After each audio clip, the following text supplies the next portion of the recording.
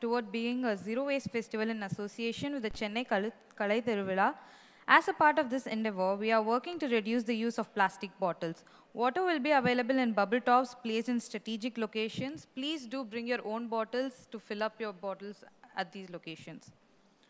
Also, do bring your own bags for shopping. The Literature of Myth, Using Myths and Legends in Contemporary Story Writing by Chitra, Banerjee, Divakaruni, Ravi, Shankar, Etteth, and Sharanya Manivannan in conversation with Jonathan Gill Harris. We request you to come onto the stage.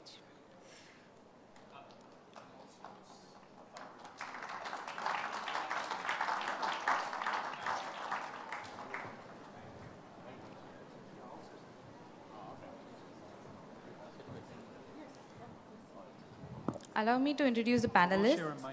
Chitra Banerjee Divakaruni is an award-winning and best-selling novelist, poet, activist, and teacher of creative writing. She has won many awards, including the American Book Award and the Premio Scano. In 2015, she was one of the Economic Times' most influential global Indian women and has over 100 magazines and anthologies published.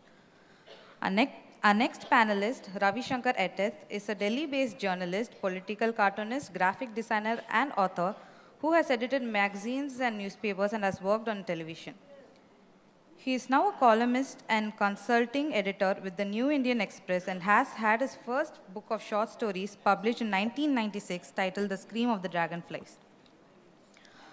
Our next panelist, Sharanya Manivannan, is the author of 5 books, including the new novel, The Queen of Jasmine Country, and the short story collection, The High Priestess Never Marries, which won the published in 1996, titled The Scream of the Dragonflies.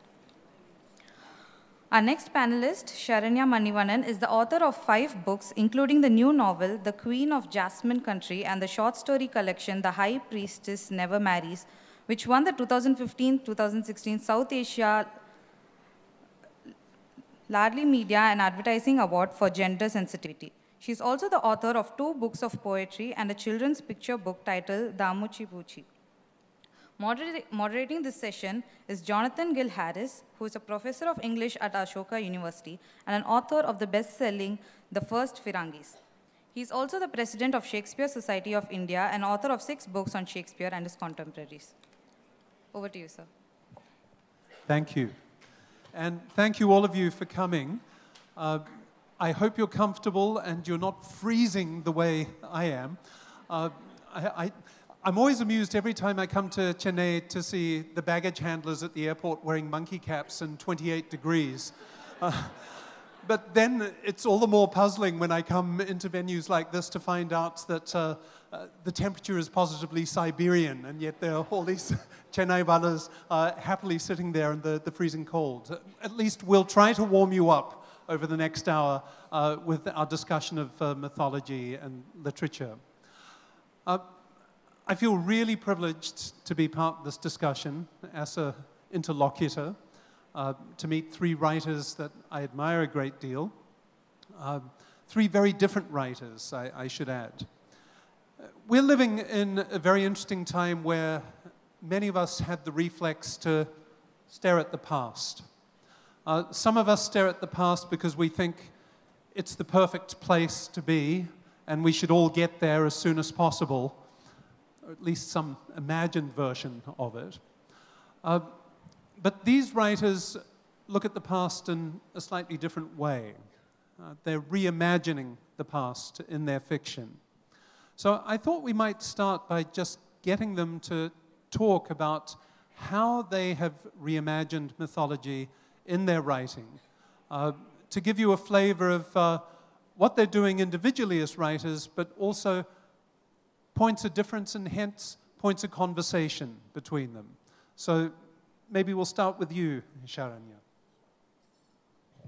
Thank you so much. I'm really happy to be here, and it's a privilege to share this stage with my co-authors. Mythology is something that I have always been attracted to from my very first book of poetry, in which Kadna was a focus, and in my short story collection as well as my most recent book of poems, which had the figures of Sita, Lucifer, and Inanna as the basis of those poems. But where everything really came to bloom for me was in The Queen of Jasmine Country, in which I worked not so much with the mythic figure of Andal, but with the imagined figure of Kodai, who was this 9th century teenager who was so passionate and who wrote such vivid and evocative poems. What was her life like? So I think what I'm most attracted to in mythology is the same thing that drew me to this character: the silences, the elisions, the erasures, what we do not know, what has been kept from us, what should be obvious to us if we just extended our empathy a little bit. And I think all the mythical archetypes allow us to do this, provided we're willing to. Ravi. So can you also tell us about how you engage mythology in your writing, from the Book of Shiva through the Brahmin? Okay, I think I am pandering to this audience. Maybe I'm not. You know, to understand Indian mythology, you've got to understand India geographically. We South Indians are far more relaxed about our gods. We're far more relaxed about spoofing our gods. We are not really, we don't kind of go kill people or, you know, burn up their houses. We kind of make fun of Krishna or Ram or, you know, we don't. So as a political cartoonist, I remember when I was young, and I drew this cartoon of Krishna driving Arjun to the Mahabharata battlefield. And then he gets stopped by the traffic cop, and the traffic cop says, hang on, you got a driving license? So Krishna says, no, I don't have a driving license. He says, well, come to, you know, I'm going to take you in. He says, how can you? He said, I'm going to take you in. So the Mahabharata war stops. Eventually they sort it out. So the VHP at that time, which is a very, very little known organization, I'm talking about the late 80s, called a National Bandh, which did not find any reciprocity in the South, right? So I think to understand Indian mythology, you have to kind of step away from what you're seeing it as a current political atmosphere. You know, the current political atmosphere is staining the whole magic. You know, mythology is magical. I mean, it's haunting. And I think, you know, I think mythology is the grand stage of history. You know, it is genetic memory. I mean, it's memories of centuries and centuries and centuries of generations ago, which from storytelling, you know, threw up beautiful, beautiful images, which eventually came to be revered by regions which did not have a legacy of their own. You know, that is what is the crisis Indian mythology finds today at the crossroads of Indian history. Chitra. Well, I think that, you know, I started writing the stories of contemporary women, but I think in the back of my head were the voices telling me the stories of the women of our myths. And those voices haunted me until I wrote The Palace of Illusions. And I really wanted to retell the story of the Mahabharata as it appeared to Draupadi, as she experienced it. And I am also, along with you, Sharanya, I wanted to delve into the silences because, you know, when we read the Ramayana and the Mahabharata in the traditional tellings, they're very male-centered. They're very centered around actions. They're very centered around the wars. There's more description in the myths of weapons than there are of the women. So, and those are the great silences that really intrigued me. So I wanted to write the stories not only about the women, but from their point of view, seeing it through their eyes. How does the teller change the tale? I wanted to really explore that through Draupadi, and now I'm so excited that I have done it through Sita, and I'm very, very interested to see how people will respond to that. I'm a little scared, actually, so I hope you will all love it. But yes, you know, all of the ways in which these women have been evaluated or judged from the outside, I want to turn that around in my relationship with mythology. I want to tell it from the inside out. To engage mythology right now is, in this current moment, doesn't come without complications. And maybe this example is completely inappropriate for a southern audience, but as a Dilivala, I can't help but invoke Padmavat and the controversy about it. And what interests me is less the film itself than the responses to Padmavat, both before its release and after. Before its release, it provoked, as we all know, outcry from organizations like the Karni Sena, who felt that Sanjay Leela Bhansali's very act of delving into Rajput mythology was a desecration of some kind, a scandalous subversion of our tradition. After the film's release, he was criticized from the left for cleaving too much to mythology. And so I'm less interested in the film than I am in these two extremes of response. The assumption that mythology shouldn't be touched because it's somehow sacred scripture, our sacred scripture, and any attempt to enter into dialogue with it beyond the reverential is in some way blasphemous or heretical. And this other response, which is if you engage with mythology at all, your hand gets stained by the contact.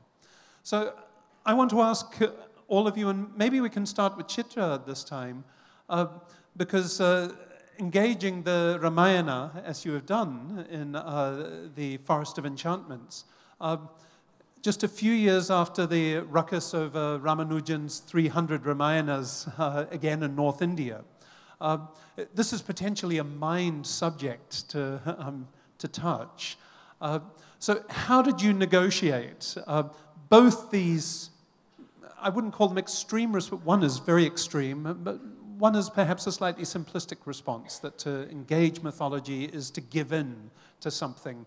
How did you negotiate that? Well, you know, before I wrote both Palace of Illusions and Forest of Enchantments, many, many friends warned me that this was really, you know, I was opening a can of worms and, you know, I would just get a lot of flack. But I love these stories. And I was, you know, they were deep in me. I had to write these stories, and I had to write them in the voices of these women characters that I loved and admired and I was intrigued by. So I think as I researched, especially the Ramayana for Forest of Enchantments, I was heartened by the fact that although we think of the Ramayana as a single construct, it is not. It has been told and retold many times, and each version is significantly different. So, for example, Valmiki is its own thing. The Tulsi Ramayana is very different. The Bengali Kritibasi Ramayana, which is one of my main sources, is again very different and very women-centered. And then Chandravati, who writes in a woman's voice, that's very different. Kamba Ramayana is very different. So I got a lot of strength from that. And I said, as I am reinterpreting the Ramayana, I'm really in this tradition, in this great tradition that goes back since the beginning. So people who think that the epics are one thing that cannot be changed, they are just wrong. That's not how people, how writers or singers or dancers have engaged with epics. Epics and myths are always alive, always changing, and writers have to reinterpret them for their times so that they remain timely. Sita is a woman for today. She is a woman of today, for today, and I certainly hope that today's women will relate to her, learn from her. We have all been told, as we were, at least I was when I was growing up, be like Sita. But it meant something, like be meek, be quiet, be, you know, don't make waves. But as I thought of the character of Sita, she's not like that. She is strong, strong, strong. And that's what I've tried to show in the Forest of Enchantments. And I think I'm right there along with, maybe certainly not as good as Valmiki and Kritibas, but I'm following in their footsteps. I'm following in Chandravati's footsteps. Sharanya, do you want to pick up on that? Because what you're doing with Andal, Kodai, is a little bit similar. Did you anticipate that people might take offense at your imagining this poet saint in her teenage years as someone dreaming of sexuality, of love in ways that are potentially profane, even as she's sort of very naive and innocent? How did, again, you negotiate what was potentially a mind subject? Keeping in mind what Ravi is saying, that perhaps in the South there might be a little bit more license to engage. You know, much closer to home, Andal was the subject of a controversy just a year ago. Yes. So it's not only Padmavati or other, sorry. Thank you. It's not only Padmavati or other things which are happening on a very national stage.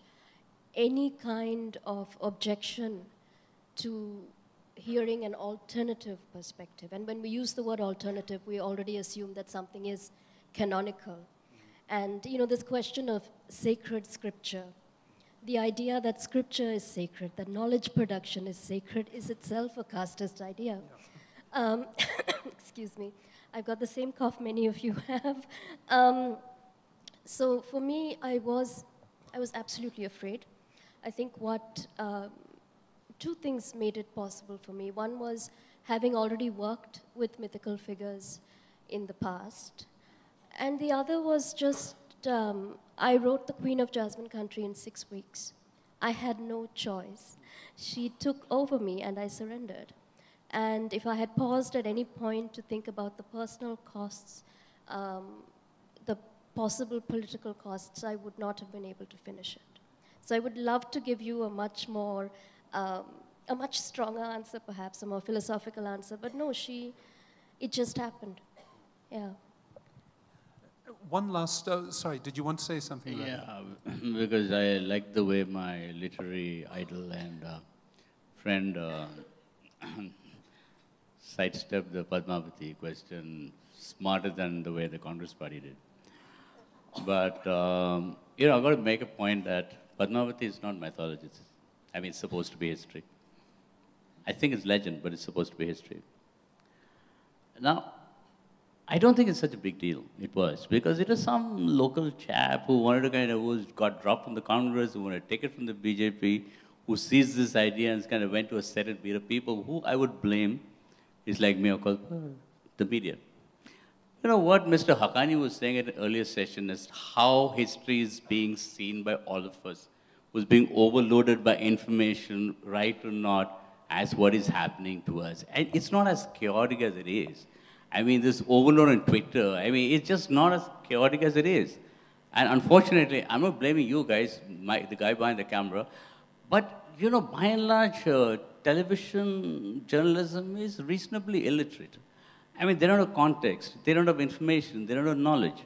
So they just put these guys on TV and they got a hell of a lot of publicity, and, but it died down. And the Karni Sena guy didn't get the ticket just the way Khilji didn't get Padmavati. So, you know, that's where it is. But there's been quite a history of this when we look at the virulent response to Ramanujan's acclaimed essay, The 300 Ramayanas, the fact that it was forced out of the curriculum on the grounds that not only might it hurt sentiment, religious sentiments, that there are multiple versions of this mythological text, but that it would also confuse people to be given multiple versions of a mythological story. The assumption being that a mythological story should come in only one sacred, unquestionable form. And what Chitra has suggested is that we might think about tradition very differently, that tradition, far from being something ossified and static and unchanging, is constantly up for renegotiation, questioning. And so you called yourself someone working within a tradition, in the case of the Ramayana, of constantly re-narrating, transforming the story. Could each of you talk about how you see yourself in relation to tradition as writers who are imaginatively inhabiting mythology? Do you see yourself as coming up with counter-traditions, as inhabiting tradition in the way Chitra suggested? Any of you.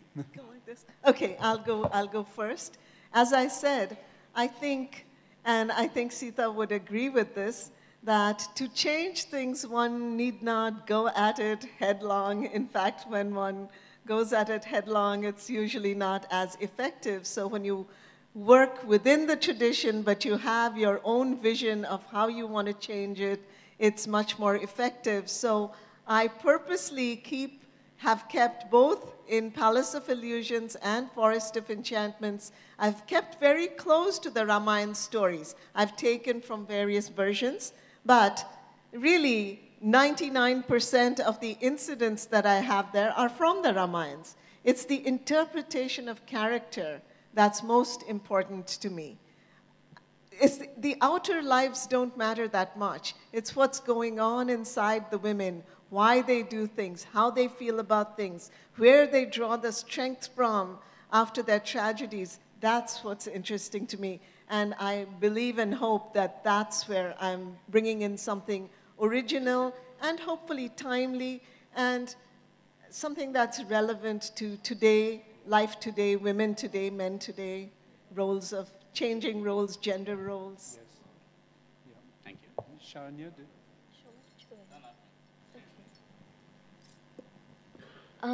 I think what's beautiful about the diversity of voices that now use mythology is that you do have voices who absolutely want to destroy the traditions, possibly not replace them with anything else at all, but to dismantle them completely. And then you have other voices which honor and cherish the traditions and find different ways to tell those stories as well.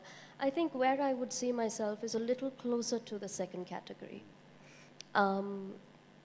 Because I think that there is something vital and beautiful which has spoken to people through the centuries.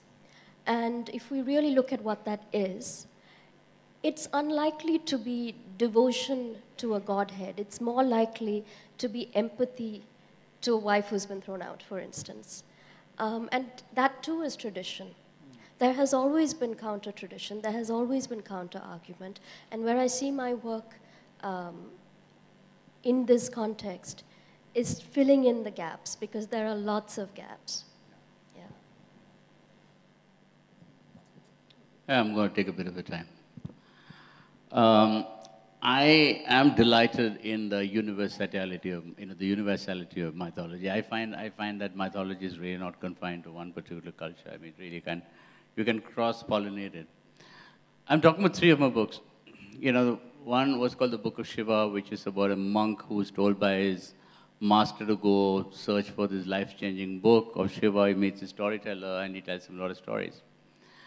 And in one of them, Ganga is jealous of Parvati and drowns Parvati, and Parvati is dead, and she goes to hell crossing the Vaitarani. And Shiva lands up, and Yama says, forget it, man, there's no way I'm going to let go of her. She's dead. Once, somebody comes in, they don't go out. They check in, they don't leave. So Shiva says, well, I'm going to destroy you. I'm the destroyer. So then this guy gets shit scared, said, okay, forget it, take her away. But the only thing is that she can go with you, but do not look back. And it's also there in Satyavan Savitri, if I'm not mistaken, but actually it is the Greek myth of Orpheus and Eurydice, right? So she's following him, and he keeps asking her, is my beloved behind me? He keeps asking the birds, the blah, blah, blah. They all say yes. And, Parvati is so excited. The last step, before she takes the last step, she's just rushing up. And she dislodges a stone. The stone kind of falls, and Shiva kind of looks back, and she's gone, right? Then Ganesh, when he grows up, he wants to get his mom back. So he goes to, so he has to cross the river of death again. So he uses, like Rama used the squirrel to build the bridge across to Lanka. He uses the rat to build the bridge across the river of death. And he reaches there, he tells Yama says, forget me, your father tried. No way, I'm going to let her go. So he says, look, what I've got is the Sanjivani, the Mrita Sanjivani, which is the plant of life. All I got to do is drop it here, and hell will become paradise. I mean, that's the end of your hell, so you better let her go. So he lets go, right? That's one. So you see, all these things segue into each other. The second one is this, the next one is nothing to do with the Book of Shiva. It's called the Brahmin, which is, it's still on sale, today. It's about the spy master of King Ashoka. Not the nice guy. Ashoka was not the nice guy, but the psychopath, the black prince, the torturer, the murderer. So it starts with the end of the war in Lanka, where Raman doesn't have the heart to fight anymore. So his brothers are dead, his children are dead, everybody's dead. But what is not known, not to me previously either, was that Raman's father was bringing up 9 children in the forest with Raman's brothers, and he teaches them all the great arts, the arts of sorcery, the arts of war, the arts of archery, the arts of mathematics, everything. And they are the 9 brothers of Raman. So they come to his help in the end. So they are together they make the 10 heads.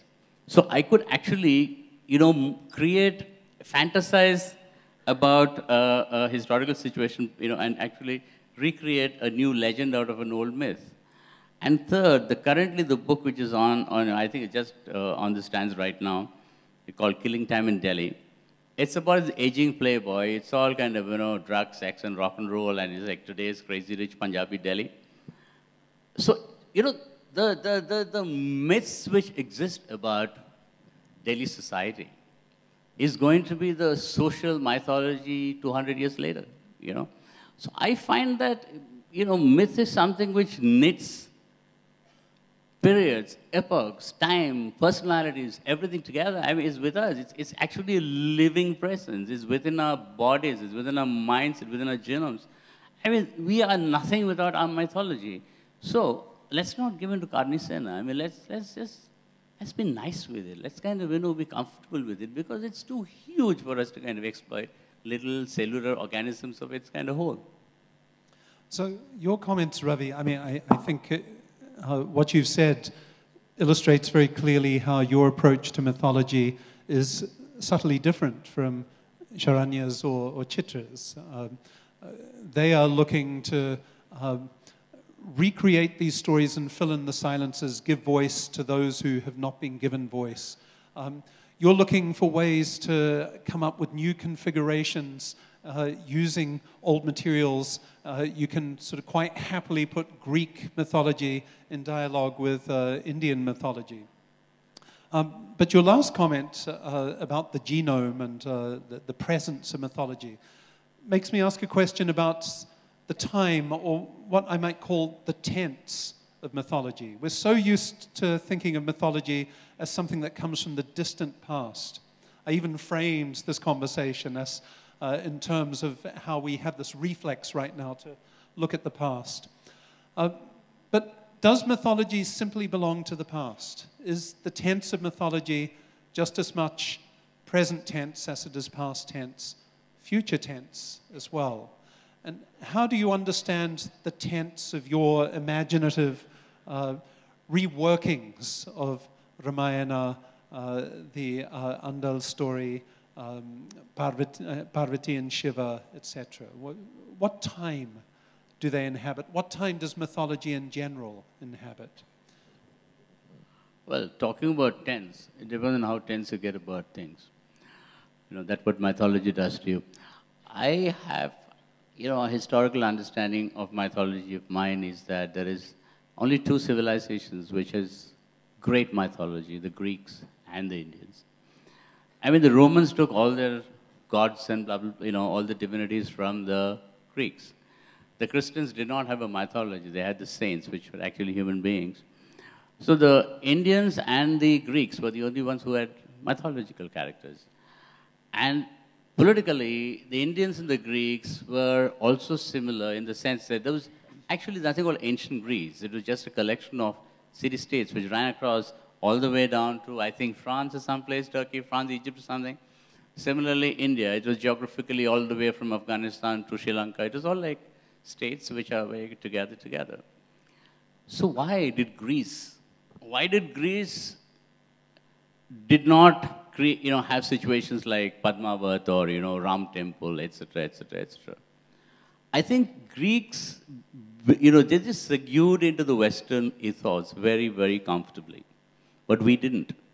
Because when the British colonized India, colonialism actually substituted an entirely different, I would say, a colonial mythology in terms of, I think they just subverted the whole belief systems into something which could be manipulated to the extent that they could really polarize the Hindus and the Muslims much, much stronger than was, happened during the invasions. I was talking to Audrey, just a while ago, and she was of the same opinion. If you really look at the, the division, the division created between the two religions, it was far worse during the colonial times than during the Mughal times. So that is why I think the intervention of colonialism into Indian mythology is what prevented India from entering the modern age as the Greek state, because the Greeks are already there. I wanted to look at it a little differently, which is, I think in some ways, mythology is a very current thing. Any mythology that is powerful is current because we are engaged in it. And so before I started writing Palace of Illusions or Forest of Enchantments, I have books like Sister of My Heart, where old stories out of folk tales, fairy tales, and myths are told to these girls as they're growing up. And it really affects their sense of who they are in the world. So I think mythology works like that also. All of us, as we read these stories, because these are very powerful, archetypal stories that touch something deeply human in us, they are transforming us.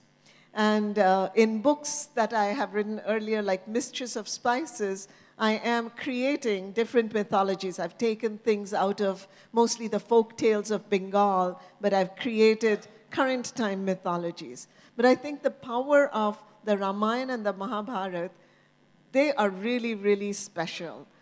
There's just something very deep and large in the Ramayana and the Mahabharata. Even if I look at only all the women characters of the Ramayana, which I've really tried to focus on in this novel, they are so different from the three queens of Dasharath. Kaikeyi, Kaushalya, the two of them are so different. Sita's mother and how she's brought up in Mithila, that's a whole different story. Ahalya and what happens to her, that's different. Ravan's wife, Mandodari, think of her situation. I mean, all of them, if we look at these characters, we begin to understand them, the complexity of them. We can place them right in our modern times. They are as appropriate now as they were thousands and thousands of years ago. That is the power of mythology. So that's why I would say Sita lives on, and she lives on in each one of us. She just needs to be invoked. Hashtag C2. Sharanya?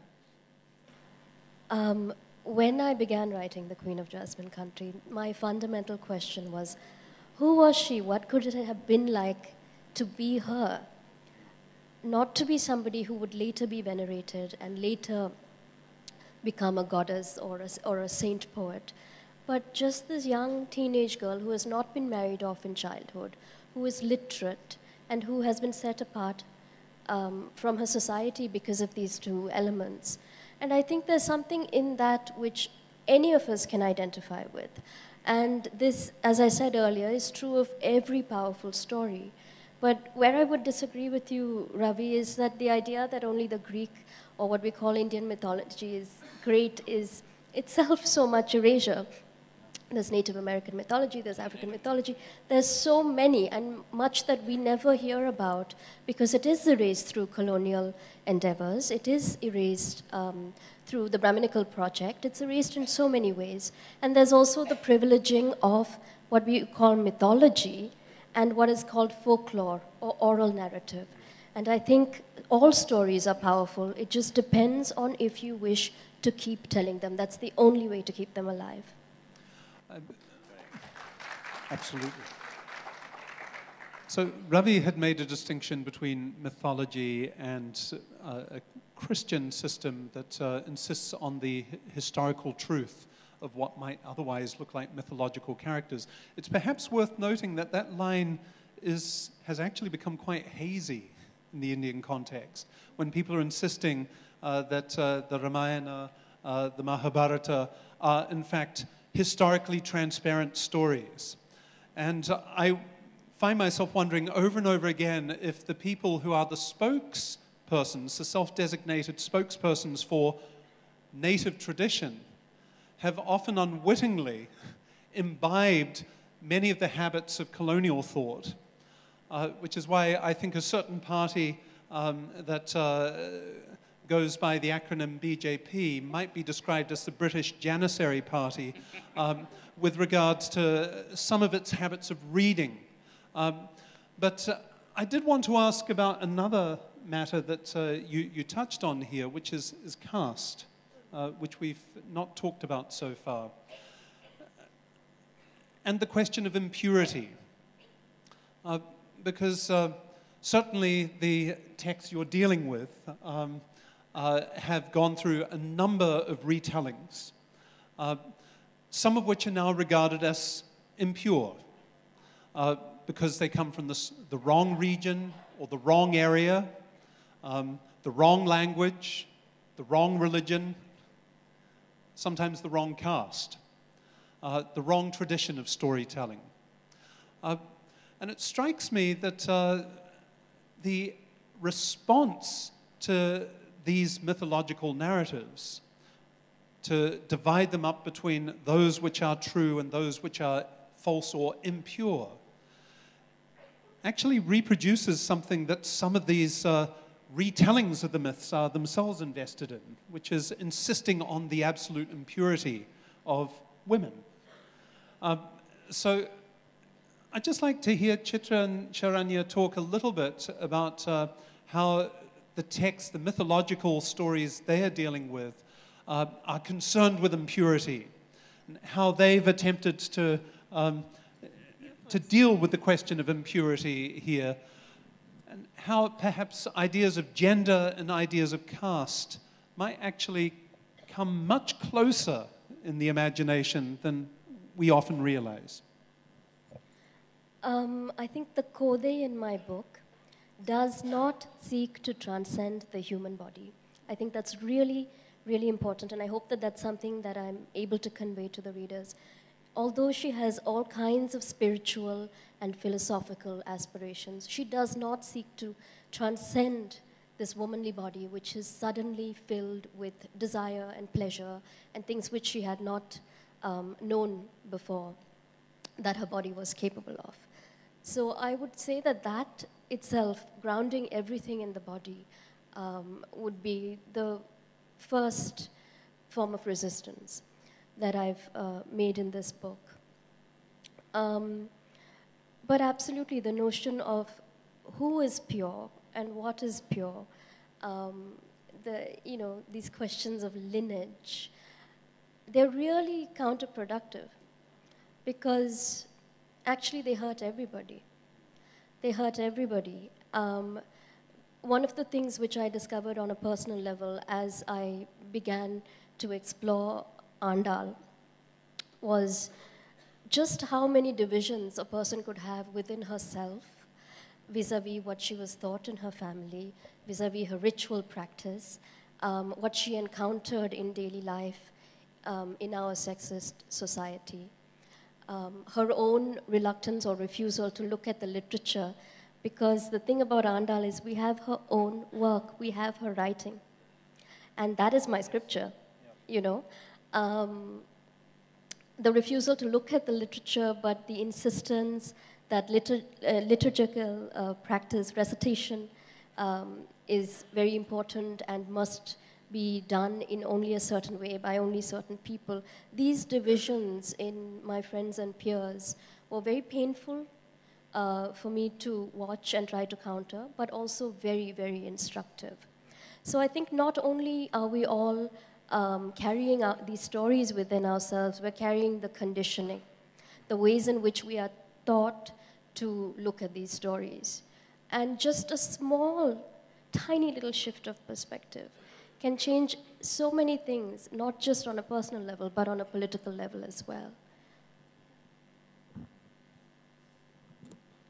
I think I really agree with a lot of things you are saying, because one of my what shall I say, what's at the heart of my project is for us to question some of these notions of purity, which, because of a long patriarchal history, have been reinterpreted, where all the onus of purity is, the weight of purity is on the woman, right? And so in the Palace of Illusions, in one of the scenes that I really think is very, very important is when Draupadi is being disrobed in the court in front of everyone, and no one's going to stop her. And at a certain crucial moment, she hears Krishna say to her, "Don't be ashamed. No one can shame you unless you choose to be ashamed." And for me, that is the moment, that is the miracle more than the, the clothes that are unending, where she realizes, if I choose not to be made to feel impure, then I am not impure. And that, I feel, is her great victory at that moment, which I think is, it's a timely thing. It's something that we can all think about. Similarly, in the Ramayana, one of the heartbreaking moments of the Ramayana is after the war, Ravan has been defeated. Sita is so delighted. She has come to meet Ram after such a long separation, and he says, "You are considered impure now because Ravan has abducted you, and I cannot take you back to Ayodhya." And that is a very difficult moment for all of us to think about it, that why is she considered impure? And I thought about how Sita might respond. And so in Forest of Enchantment, Sita says, "Just because I was abducted, how can you put that blame on me?" And I think that is such a timely question. The question of, is that my fault just because I was a woman and this was done to me?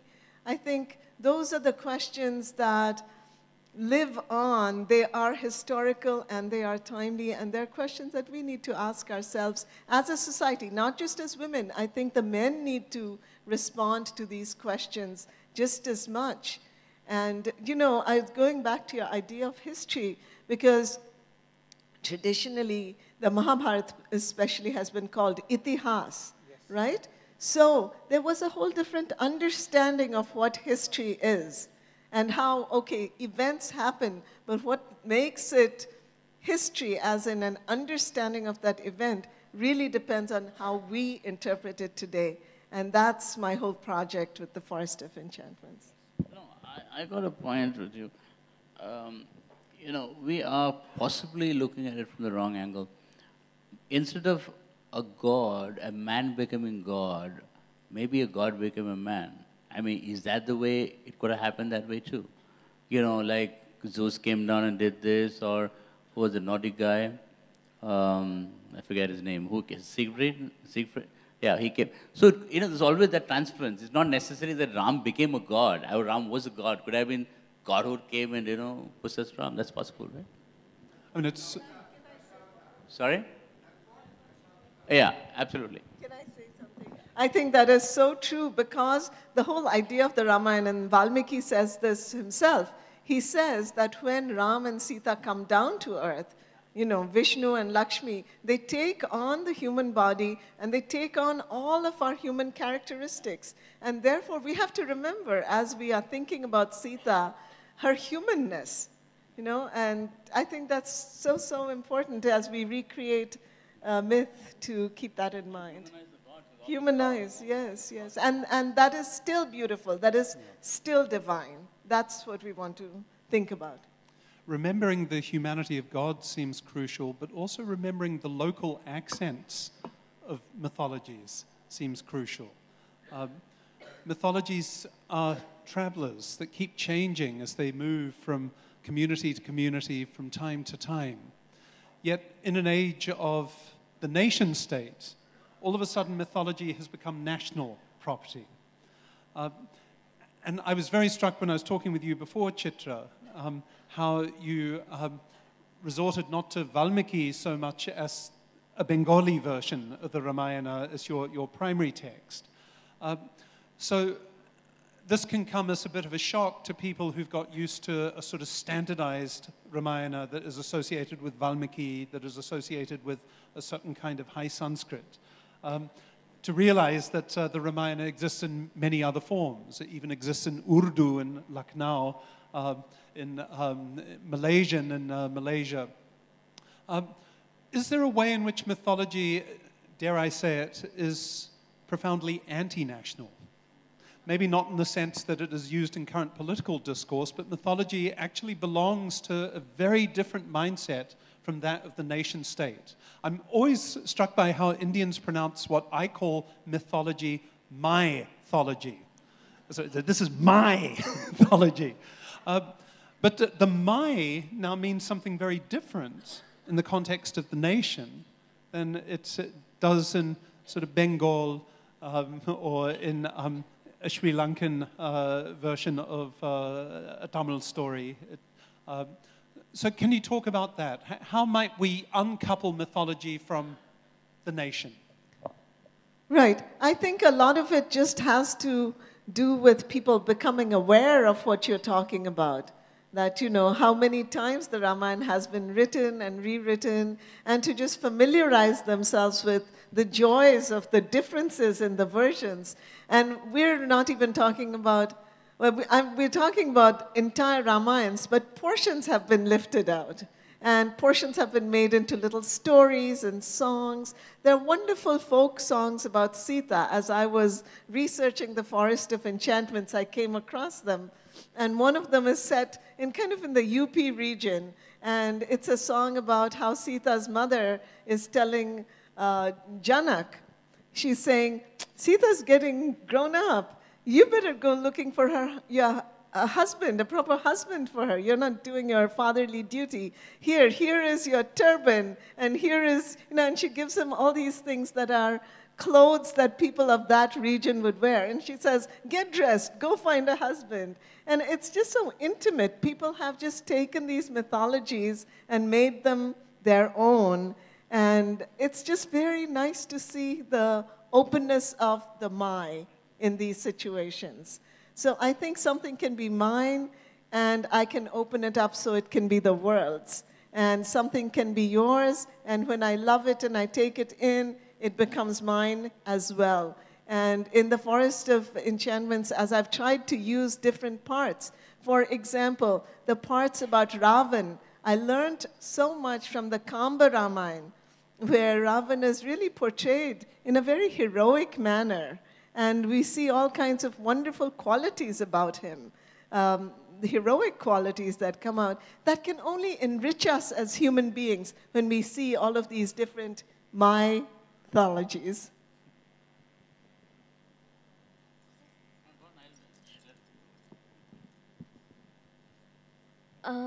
That's a beautiful question, by the way.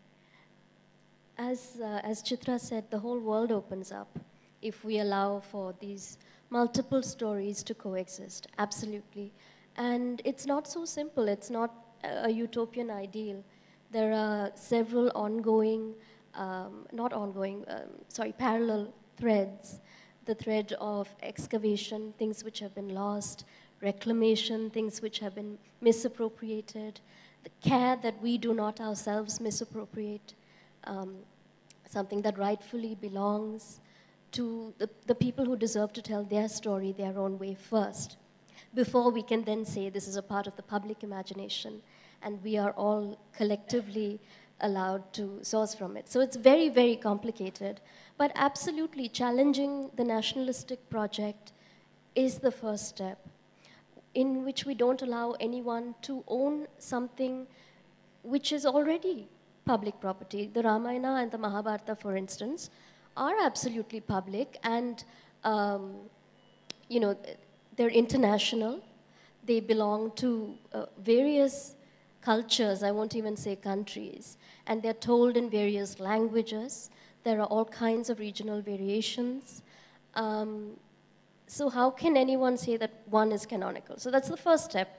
But I think there are many more steps, and we need to hold all these threads at the same time. Yes, to answer your question, you know, it's a ladder of stories. It is a ladder of stories. It has a like Christianity, you have they're not exact parallels, but you know, in the beginning there was a word. Hinduism, you Om, the original word. Christianity, you have the Trinity. We have the Trimurti. We have the gods coming down to earth and, you know, enacting human roles to kind of basically take on the sins or enacting the sins, etc., deliver the world from evil. Similarly, Christ bore the sins of everything. So there is universality, which one talking about is the top rung of the ladder. But then every region has its own local gods. Every village has its gods. Every local panchayat or whatever has its own little temples where their icons, their deities, everything resides. They were supposed to be ancient, they were supposed to be pagan, they were supposed to be even before this kind of pantheon really kind of took shape. So I think it's, if you have to kind of, you know, denationalize the narrative, I hate the word narrative, but if you denationalize the narrative, you got to actually go and look at our own roots, what we call our, you know, our Kula Devatas, our Ishta Devatas. You know, you have to go back and look at the search for the small stories which make the big picture. You know, that's the stories that Ram told on his way to. I don't know, he might have told somebody's story sitting on fire. So there are stories which are left behind, which we have heard of, the deities which we have worshipped under a banyan tree, you know, a small temple in a village. I mean, there's so many stories, there's so many gods, there's so many deities. Let's not forget that. And I think that's a good note in which to wrap up this part of the discussion. And in the spirit of there being many stories, let's try to bring many other voices into it now. So, yes, are there microphones going around in the audience, by the way? Where have our magical helpers gone? Yes, here in the third row. Hello, Sharanya, how are you? And yeah, so this is a question to both Sharanya and Chitra. So last year I came out with my book of poems on Krishna, and over this year I've had a huge struggle. One of the things I had struggled with was trying to wean away from the Krishna of my poems and work on to a different aspect of writing. So now, Palace of Illusions is what I've read. I've not read about Sita. When you must have written about Draupadi, she must have been part of your life. And the same with Andal. Andal is still new to you now. I mean, like, she's just begun. So what did you go through when you had to move away from Draupadi and into Sita? And what are you going through now when Andal is done and you have to, are you thinking about something beyond Andal? That's a great question, because as we write a book, you know, we're living those characters, we're thinking about them all the time. They inhabit us, we inhabit them, and it's very hard kind of to make that break, so I completely understand what you're going through. I think the way I have to do it is when I feel like I have to start thinking about a new project, I start reading a lot, and as I read, then I move away from the world of the book I've written into the world of the books that others have written, and from there I'm inspired into my next project. So I think that's how that was with me. But, you know, Palace of Illusions, it's just celebrating its 10th anniversary. So obviously, thank you. Thank you. And the publisher has come out with a very nice 10th anniversary edition that they gave me. So, but thank you to all readers for making that happen. And so it took me a long time. It took me a long time. So the answer from me to you is, don't worry, it takes time, and it'll happen. I'll keep it really short because we're pressed for time. As she said, it takes its own time. You have absolutely no control over it. As we're sitting here and discussing the Ramayana a lot, I felt sad because a year ago I had my own Ramayana book. Well, it's not a Ramayana book, it's a Sita book, come out, and I didn't have time. Suddenly, it was all about Andal for me. I didn't have time to talk about that book. And I worked on that book for 9 years. And then I just had to let it go like that. And then this book that I worked on for just 6 weeks, I don't know how long this journey will take. I want to be working on other things. But as Chitra said, I'm just reading. That's the only thing I can do. I cannot predict when I can move into a next project. It's not only when this book will let me go. it's also when the next one embraces me completely and doesn't let me go. Yes, the gentleman in green. Yeah. Hi. I just wanted to touch on something which might be taken as touchy to begin with. Jonathan did touch upon it a bit in the discussions. I wanted to take that thought forward and ask your opinions. With respect to Indian history and the fine line that preliminary Indologists that visited India during the colonial period thought about our history and put it forth in many books ranging from Max Muller's and so on and so forth as mythology. What do you think, what are your views on calling it mythology? Because in my purview, I think mythology is nothing but a thin veneer of creative liberties that many authors have taken over something which can be considered as history. Unfortunately, we had a transmission of oral history, a tradition of oral history that many other civilizations didn't have. Various had we did have palm leaves as well. But then, what do you think about this surmise? Because as you said, it can be touchy. Many people think very nationalistically about it. But I only feel that's because they have personalized that. And it's in temples. It's become part of their lives. And hence they feel that this communion has something to do with it. Not because they want to oppose somebody for the sake of opposing or trying to burn the liberal left or however it might be taken as. So what are your thoughts on it? I wasn't listening to the question, frankly speaking. No, it's in general to all the four panelists because all of you had your own opinions on this. Can you ask me that question in one sentence? Seriously. Okay, shall I try? What would you say if you want to take the question? Just tell me one sentence. Fine. So do you think that mythology is just a veneer of creative ability by various authors over actual history? Absolutely. Absolutely. Mythology is history with artistic license. So do you think it's right to call it mythology? Because the actual word connotates something else entirely. Could I add something else to the mix, Please, though? Which go is ahead. that we live in an age where we think of creativity as fundamentally the expression of an individual's skill. But mythology has its roots in a very, very different world in which the individual didn't exist, at least not in the way that we think of it now. There weren't authors as such. So mythology is very much the collaborative work of a community, often at the very real, practical, granular level of sitting around a campfire and telling a story, and remembering a story that had been told before and telling it again and again and again. So I'd be inclined to see mythology not as a veneer that lends creative expression to an individual's particular take on a perspective. But mythology is itihas in this very different sense. The Western sense of history is not quite the same as itihas. It's much closer to the idea of a story, of something that has been created, crafted collectively. But that doesn't mean it's static and fixed for all time. The story that a community creates changes as the community changes.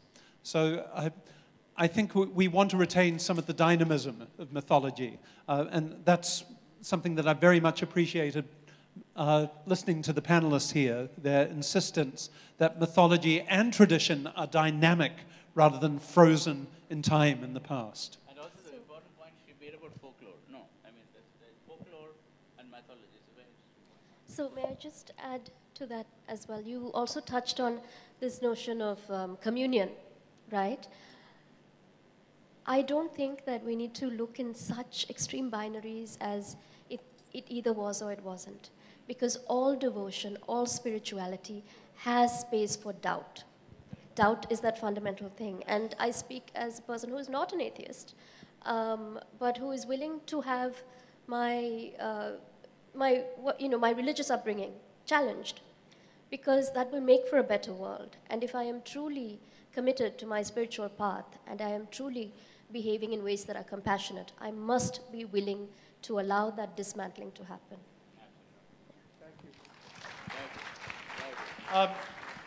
Where's the microphone now? Yes, here at the front. So I had a question to Ms. Chitra, because I've grown up reading your books essentially. And now the challenge in front of us is the Sabrimala issue, which is still going on. And that is an issue which all the women across the country are, that's an ordeal all of them are facing, I would say. And as somebody who's been brought up in a certain way, to behave in a certain way as a woman, who's not allowed to go to a temple at certain times, if you might know, is now having to face an alternate way of thinking. So what do you have to say about the same? You know, that is a really difficult question, right? And I feel that I don't have the right really to come up with a prescription for what is right. I think, as you were saying, people have to make that decision for themselves, that what feels right to you is what you must do, ultimately. Whether you stand on this side of the question or that side of the question, be true to yourself, then you're on the right side. I think the microphone had traveled somewhere here. Yes? Okay, my question to Chitra, ma'am. How is, how is, for all the research that you have done on Ramayana and Mahabharata, what can we expect from your new book, and how is Sita's character different from Draupadi? Do they have something in common in characteristics, and how are they different from each other? That's a great question. Actually, Sita's character is very different from Draupadi. And when I was starting to write The Forest of Enchantments, Draupadi's voice was still in my head. So I would write a little bit, but it would be like Draupadi in the Ramayana. And I was like, no, this is not correct. So I had to stop, and I had to really understand that Draupadi is strong in her way, and Sita is strong in a very different way. Draupadi is much more, she's much more expressive, and she gets upset, and she's a strong character in an emoting sense. We all know exactly what she's thinking, and she's going to tell everyone what she thinks. Sita is very different. In some ways, you know how they say some people are old souls, they're mature from youth? Sita is that kind of character. She's very quiet in her strength. She's just a different kind of feel to it. She will stand up against what's wrong, but she'll do it in a very different way from Draupadi. So I'm very interested to see how people will respond to her. But she is not meek, and she is not mild, and she does not allow people to walk over her. So she is strong in just her own special way. We have time for just one more question. Yeah. I'll go ahead. Sorry, I've you been waiting. have the microphone, so. Great, yes. If we look through the annals of history, we figure out that there's been a shift in the mythical narrative all through, depending on the space and time in that particular setting. I think the 20th century is the century of psychology of human behavior, where we try to break everything down or deconstruct identity based on Freudian or Jungian or Lacanian psychology. What are your thoughts of being able to break down these myths using psychoanalysis so that the future generation and the future centuries have another narrative that is quite evident of this century? See, the only narrative which is really important is your humanity. Without that, there is no future. There's no future for our children. There's no future even for our parents. There's no future. You have to be essentially in touch with your humanity. Everything else is just what? Candy? Yeah, that's all the answer I have. I don't know if you guys got any answers. I think you said it very well. And I think that's a good place to stop in the future. We've moved from the past to the future. Thank you very much, and go and warm yourselves up now. And a big hand for Great our job, panelists. Jonathan, great job. I would like to thank all of you for this amazing session, sir. And ma'am, thank you. So we have a book signing getting done near the main entrance next to the staircase. If anyone wants to get their book signed, they can be there. So we have a short tea break of 10 minutes. We'll be back after 10 minutes, and we have an amazing session awaiting of art and music. So hope to see you all there.